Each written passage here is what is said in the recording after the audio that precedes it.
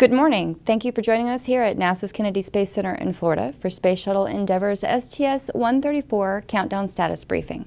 Joining me today is Jeff Spaulding, NASA Test Director. Good morning. Joe DeLay, STS-134 Payload Manager. Good morning. And Kathy Winters, Shuttle Weather Officer. Good morning. We'll hear from our panelists and then we'll take questions. Jeff. All right, thank you, Candria, and good morning to everyone. And I'm really happy to be back here today as we are back officially into the launch countdown. We did just pick up the clock a few hours ago, and we are counting and working on some of our avionics checkouts right in the beginning of the count as we normally do. So real pleased to be back here again to ready the vehicle for Monday's launch of the Space Shuttle Endeavour on the STS-134 mission.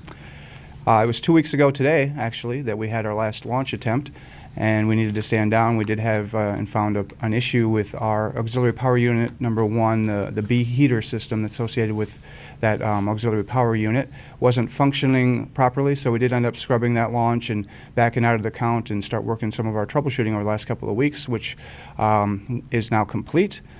During that time frame, we ended up removing and replacing a load controller assembly in the aft fuselage.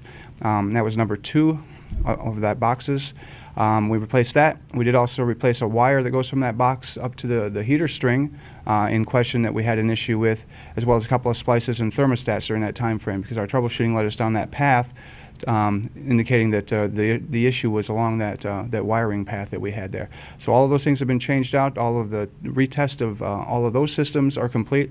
We had to do quite a bit of other retest and reconfiguration of the systems in order to get to that box, as well as once we took it apart and replaced it, there were a number of other systems that we had to do a test and checkout on, and that's all complete and is good, and we're ready to go from that perspective.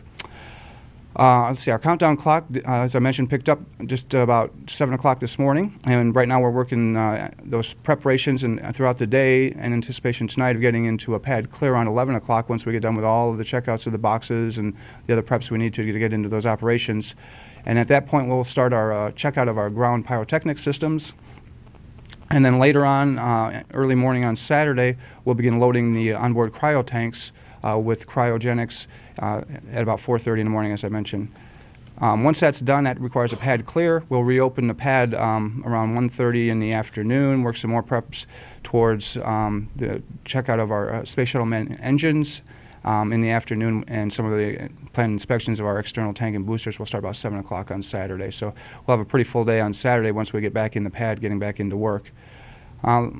Once we'll work throughout the night, and then on Sunday we're going to power up our orbiter-ground communication network as we always do, and do an end-to-end test of all the systems from the orbiter itself back to Kennedy here and also to the other centers. And that'll happen about 6:30 in the morning on Sunday, followed by our final flight crew equipment stowage operations, which is about 8:30. We'll work our preps throughout the rest of that morning, and we're going to retract the rotating service structure back away from the vehicle at about 12 noon on Sunday. And then we'll continue working and configuring a lot of our other ground and flight systems throughout the day in anticipation of our initial pad clear about 6:30 on Sunday evening, and then we'll work our earliest tanking at 11:36 Sunday night. So as you've noticed, as we've moved a couple of weeks here, our launch times have gotten quite a bit earlier than they were the last time. Once we get done with our tanking operation, that lasts about 3 hours, as you recall. We'll send our ground crews into the pad and ready the cockpit for the crew's arrival, which is about 5:30 a.m. on Monday morning. Our launch window this time opens at 8:56 a.m. on Monday, and that does actually correlate to our preferred time. It'll be a few seconds difference there from the actual 8:56:00 time, and we'll do that adjust, but we will be right at the preferred time this time. As far as our launch availability go, we currently have the 16th, which is Monday, as a launch date, through the 26th of May before we would need to stand down for the Soyuz 27S launch, which is out there at the beginning of June. Right in the middle of that campaign there between the 16th and 26th, we do have a planned on-dock of the Soyuz 25S from the station, which is on the 23rd.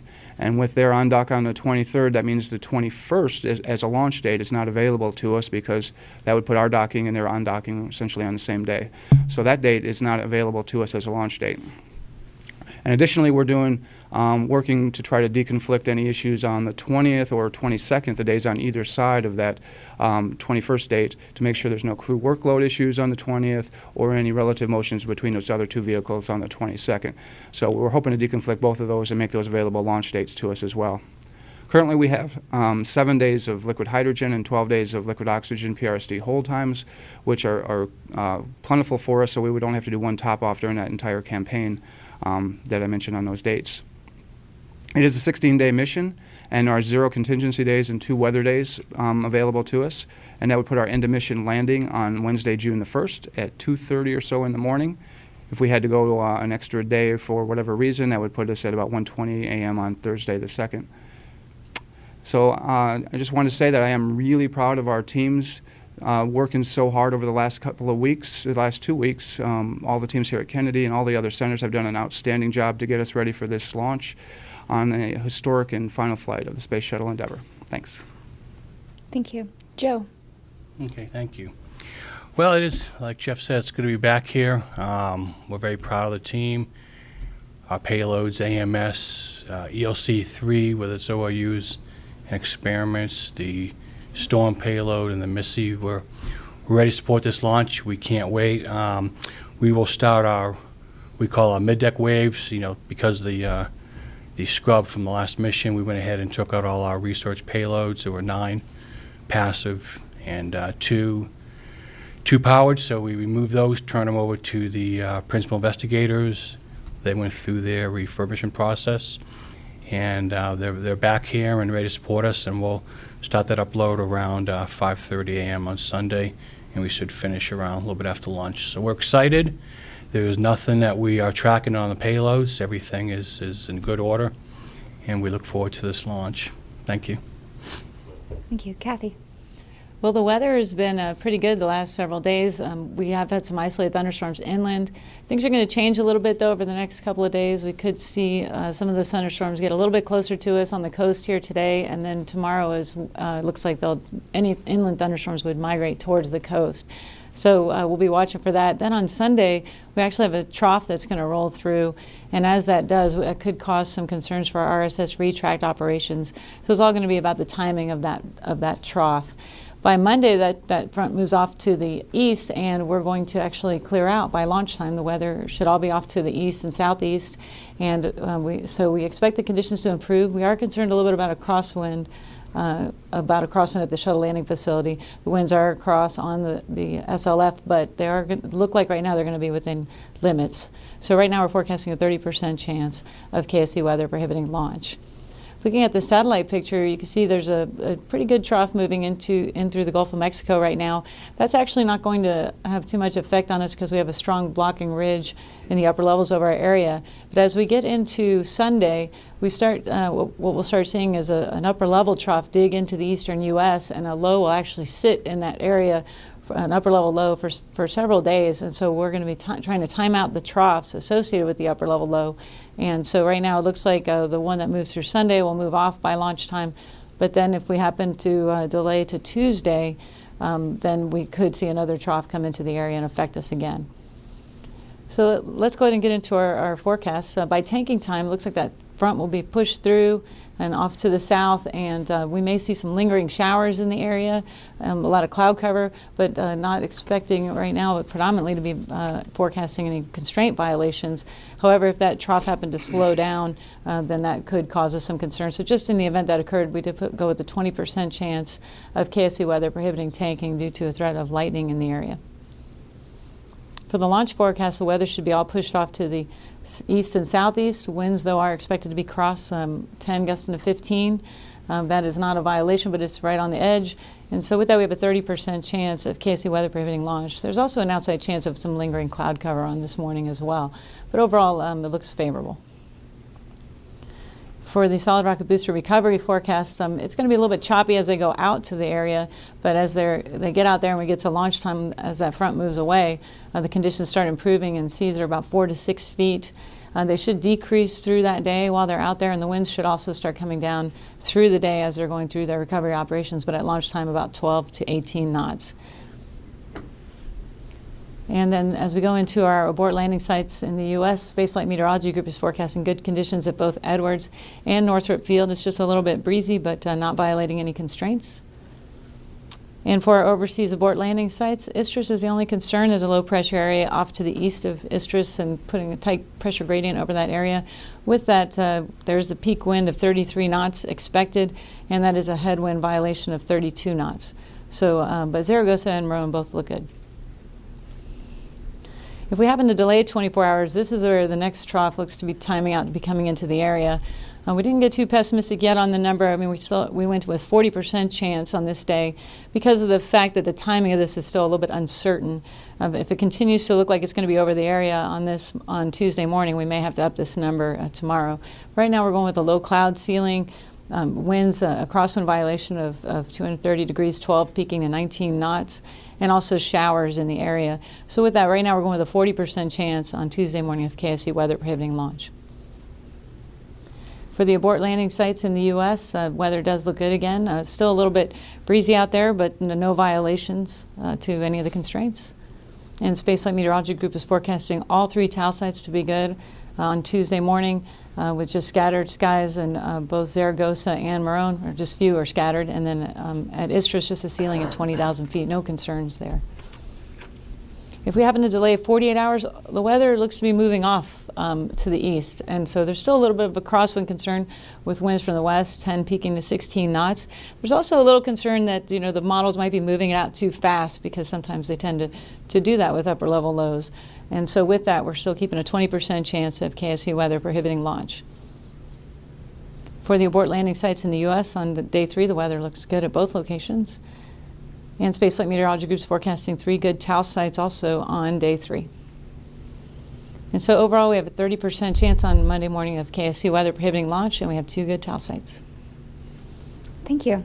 We'll now take questions. When the microphone comes your way, please state your name, affiliation, and to whom you're addressing your question.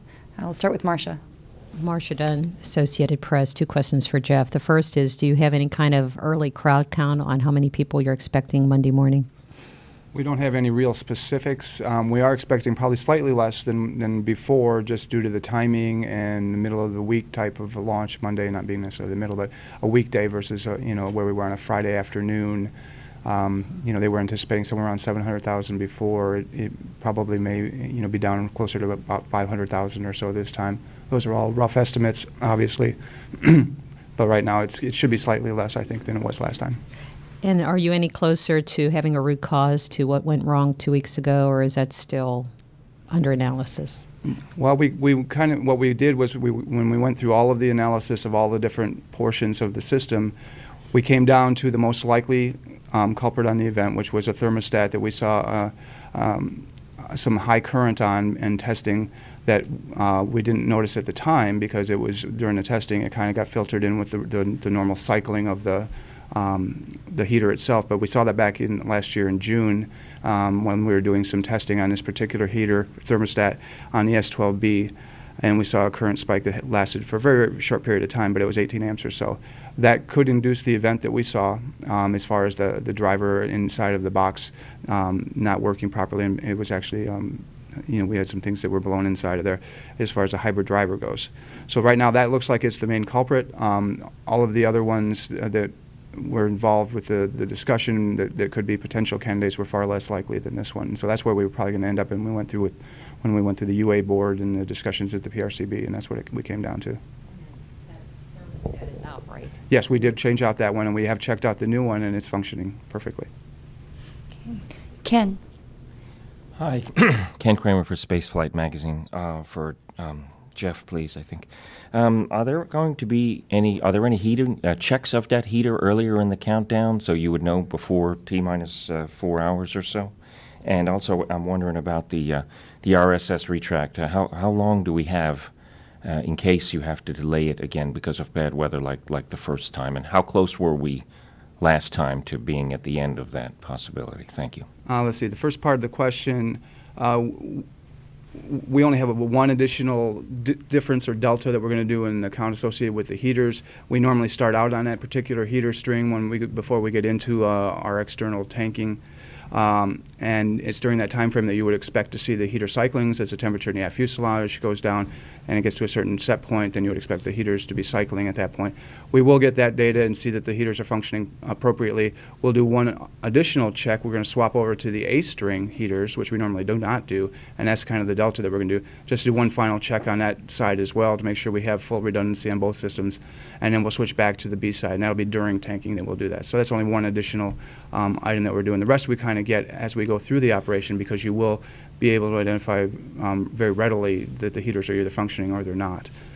And then the second part of that was on the rotating service structure retract. As Kathy mentioned, we do expect some weather on Sunday.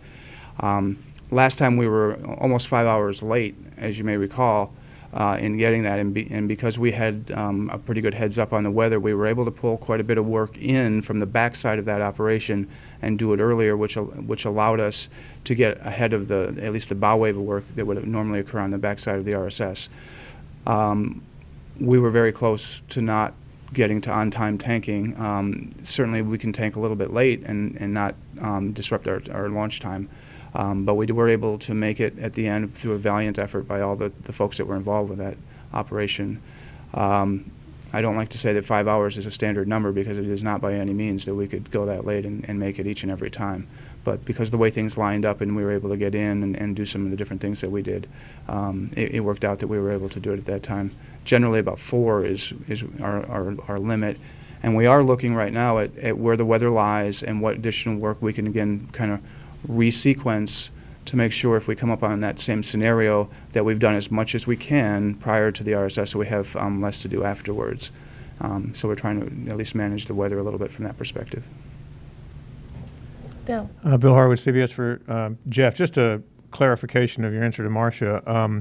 The thermostat in question was an exposed conductor, I think you guys found, right? There was an exposed conductor on the thermostat, which most likely led to the event which caused the current spike that they saw on the thermostat. Right, and then that was my real question. The most likely cause, you guys haven't been able to prove that. It's still an unexplained anomaly at this Correct, point. and that's why but right now it's still the most likely candidate, but it is unexplained because not all of the data said that was in fact the culprit, but certainly there's an awful lot of data that's there that says it is. Okay. James. James Dean with Florida Today. Jeff, you got some unusual launch windows. It looks like on Monday, I think it's only 5 minutes for flight day 3 rendezvous, and I think it's that way like every other day, but not every day. Could you just explain like why is that, and is that more of a challenge when you have a shorter window like that, I guess? It's not more of a challenge. We normally don't use the first part of the window. As you know, we generally launch it preferred. We have that ability to launch it window open, which normally is around 10 minutes in length.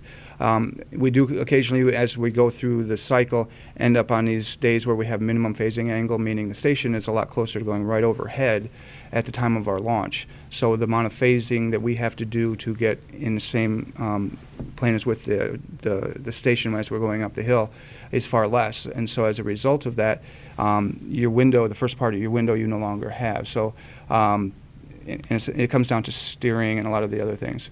But we will at this point have the 5 minutes or even longer, based on some other parameters as well that the JSC MOD folks are managing.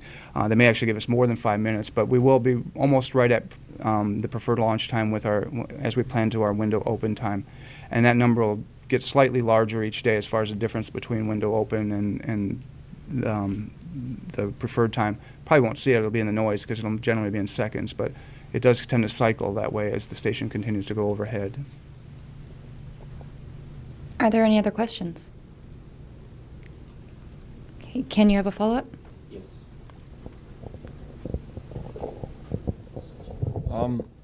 For Jeff again, I'm just wondering about this May 21 launch window cutout. Mm-hmm. That rendezvous is what, on flight day 3? Is there any possibility to do a flight day 4 rendezvous and recover that as a window? Well, right now the for program is not electing to use any of our flight day 4s because they want to protect the mission content on this mission because there's an awful lot to do on it. And by going to flight day 4, you lose a day of mission content. And so that was undesirable to them to want to do that, and they would rather hold off on a day at this point on that particular day than lose a mission day on orbit. That will conclude today's Countdown Status Briefing. Please join us tomorrow at 4 p.m. Eastern Time here live on NASA television for the STS-134 pre-launch news conference. For more information on the upcoming mission and crew, visit www.nasa.gov/shuttle. Thank you.